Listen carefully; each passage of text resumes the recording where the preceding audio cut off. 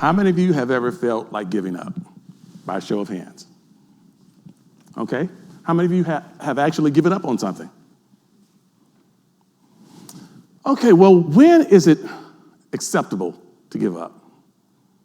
I mean, I know life throws at us some curves, and sometimes we face insurmountable odds, but when is it acceptable to give up? When you lose a loved one? Maybe you receive a diagnosis of a terminal illness. Maybe you work on a job for 20 years only to wake up one morning and you no longer have a job and you have no retirement. Would that be an acceptable time? I would suggest that as long as you can see yourself beyond your situation, as long as you can see yourself beyond your circumstances, as long as you have imagination, it's not acceptable to give up. You see, imagination is more than just fanciful ideas in your head. Imagination is the way that we frame our world. Imagination creates the framework for our reality. Imagination is how we face our deepest and darkest challenges. You see, imagination shifts our perceptions, and our perceptions shape our world. There was a study done in 2014 by Ohio University, and they gathered together men and women with broken limbs, and half of them they told to allow your limb to heal naturally after the cast was placed on them. The other half they told, imagine yourself exercising that limb while in the cast. Well, when the cast came off, what do you think happened? Those who imagined themselves exercising that limb had stronger limbs than those who did not. Well, I know you're probably saying, well, that's good theoretically. Or you might be saying, well, if that's the case, I'll just imagine myself running 5 miles every morning. No. It doesn't work that way. No to the imaginary workouts. But imagination is a powerful, powerful influence. There was a little girl that was born back in the late 1800s, and she was born with no arms. No arms. Now, you'd probably think that she was placed in a home somewhere, would have to have someone to take care of her for the rest of her life. Her name was Betty Hinton, but that was not her story. Betty believed, Betty had an idea, Betty had an imagination that she would do amazing things, that she would do even impossible things. And she did. Even though they did not have modern prosthesis back at that time, no robotic limbs, but Betty somehow knew that she was designed for greatness. Did you not know that we build our lives, we build our reality on the stories that we tell ourselves? And those stories are written by our imagination. What stories does your imagination write for you? Our minds are so impacted with a powerful influence that if we don't use it, it often goes dormant. Did you not know that the brain does not distinguish between what is reality and what is imagination? There was a study done by University of Colorado at Boulder in 2018. And in this study, they studied the brain waves, the inner workings of the brain, and they found out that the same neural pathways that are activated when we imagine something are the same neural pathways that are activated when we actually do that thing or we actually live it out. So they concluded that imagination is a neurological reality. It's not a fanciful idea. It's a neurological reality because it affects the brain and the body. In 2011, Susan West of the Leadership Resource, she wrote an article. And in this article, she says that at birth, we are born with 100% usage of our imagination. 100%. But by the age of 7, that usage goes down to 4%. Now, that makes me sad. Does it make you sad? It's frustrating. From 100% to 4% in 7 years. What do we do about this? How do we change this? How do we change the trajectory of this creative being within us? Our creativity. I remember as I was growing up, I used to hear the words, "Get your head out of the clouds. Stop daydreaming." Anybody ever hear those words? It made you feel like there's something wrong with imagination. There's something wrong with dreaming. It made you feel like imagination was not valuable. So we grow up with this over our heads, hearing in the back of our mind, making us feel like imagination is not valuable.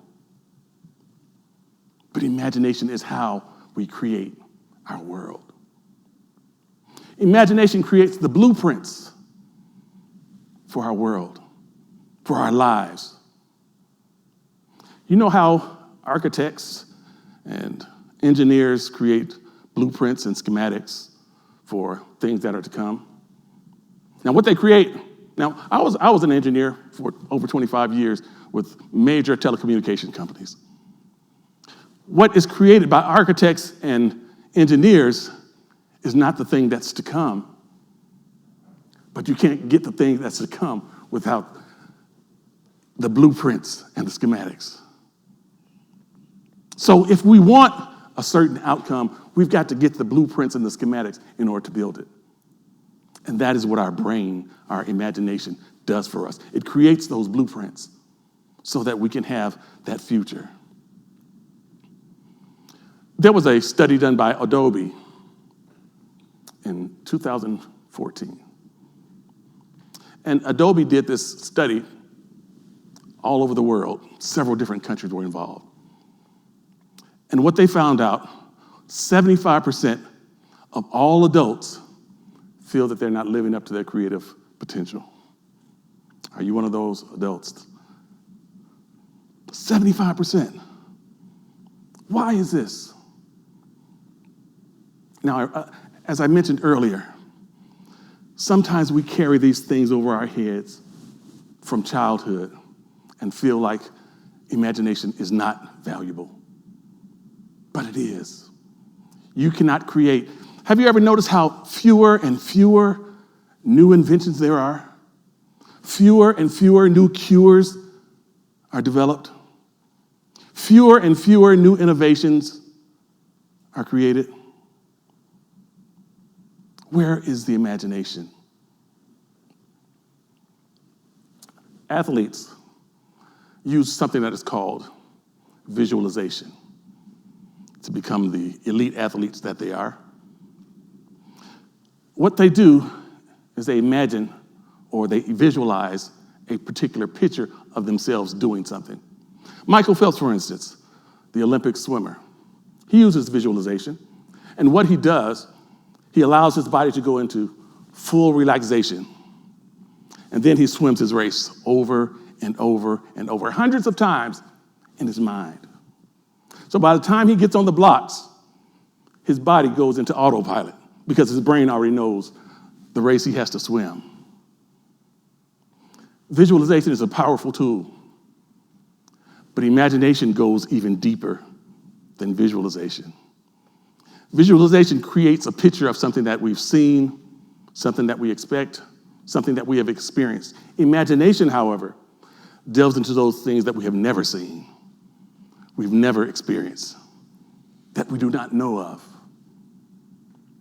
Remember the story that I told you about the little girl that was born with no arms? Well, she had been telling herself that she was going to do some great things, and she did. Matter of fact, she became a pianist. Now, I can see the wheels turning in your head right now. How in the world did she become a pianist? She had no arms, she had no hands, she had no fingers. How did she become a pianist? Well, she played the piano with her toes.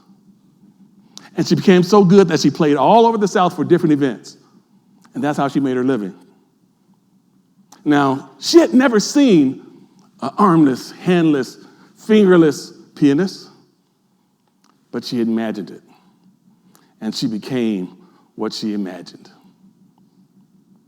Betty Hinton was my great-grandmother, and she had a powerful imagination. But so do you. So do you.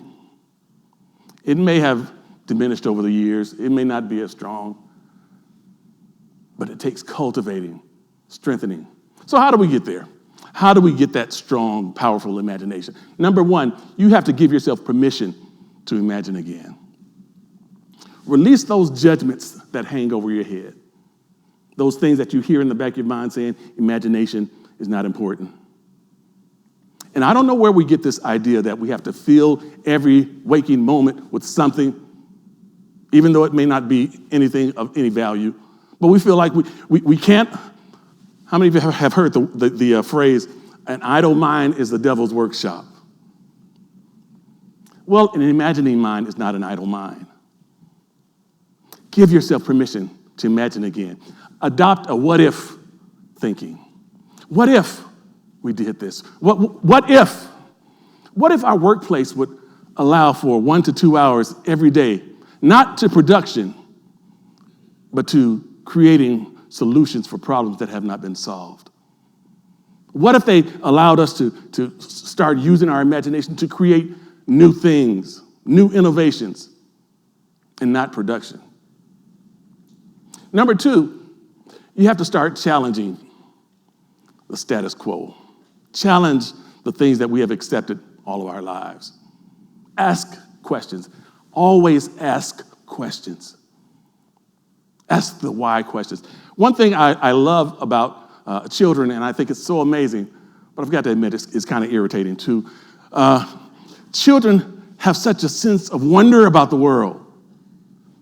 You present them with some facts, some ideas, you present them with accepted knowledge, and they'll turn around and say, why?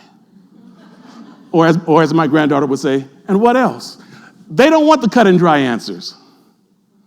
They want to hear the inner workings of things. Adopt a why mentality. Ask the questions. You may be irritating to somebody, but ask the questions anyway. Keep asking questions. Always ask questions. We become too accepting often as adults because it's easy.